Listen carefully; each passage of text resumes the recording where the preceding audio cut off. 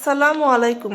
প্রতি বছর রমজানেই আমি কিছু বাচ্চাদের এতিমখানায় কোরআন দান করি। প্রতি বছর টাকা দিয়ে দিই, ওরা কোরআন কিনে নেয়, কিন্তু এবার মন চাইলো যে নিজের হাতে কোরআন কিনে দিই। তো চলে গেলাম কোরআন কিনতে দোকানে।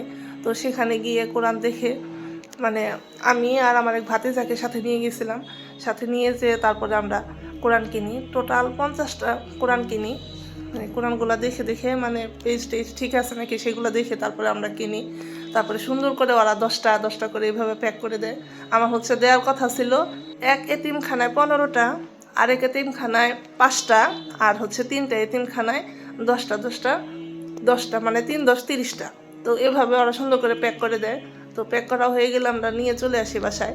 তো আমি মেয়ে মানুষ হয়ে রমজানের মধ্যে ওইভাবে দৌড়াদৌড়ি করা আমার পক্ষে সম্ভব হয়নি। এই জন্য আমি আমার যে ভাতিজাকে নিয়ে গেছিলাম কেনার জন্য, ওর কাছে পাঠিয়ে দিয়ে 10টা। ও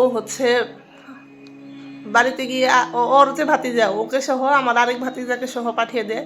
ওরা নিয়ে যেয়ে ওই হুজুরের হাতে দিয়ে আসি। এক হুজুর হুজুরের কাছে দেয় যে আপনি সুন্দরভাবে বন্টন করে দিবেন। তারপরে আর আমার ছোট ভাই, ওকে দিয়ে আমি পাঠিয়ে দিই ঘাটাইল আমার এক ভাগনা।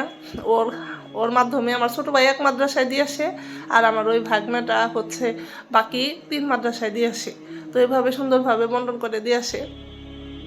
আমি যেতে পারলে ভালো হতো, কিন্তু আসলে ভাবে যাওয়াটা সম্ভব হয়নি। তো তারপরও আলহামদুলিল্লাহ যে আমি নিজ হাতে কিনতে পারছি।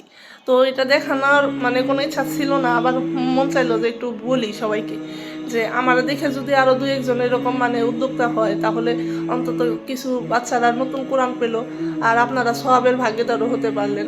তো এটা ভালো উদ্যোগ, আপনারা চাইলে এভাবে চেষ্টা করতে পারেন। আমি প্রতি বছরই এটা চেষ্টা করি, বাট এবার মানুষের সাথে শেয়ার করা হয় না, কিন্তু এবার আসলে মন চাইলো যে একটু শেয়ার করি। সবাই দোয়া করবেন যেন আমি সারা জীবন এইভাবে সুন্দরভাবে দিতে পারি। যে মাদ্রাসায় দেওয়া হয়েছে 10টা, আর বাচ্চাদের হাতে হাতে দেওয়া হয়েছে। বাচ্চাদের ছবিগুলো আমি একটু ব্লার করে দিই। ভালো থাকবেন সবাই, আর আমার জন্য দোয়া করবেন।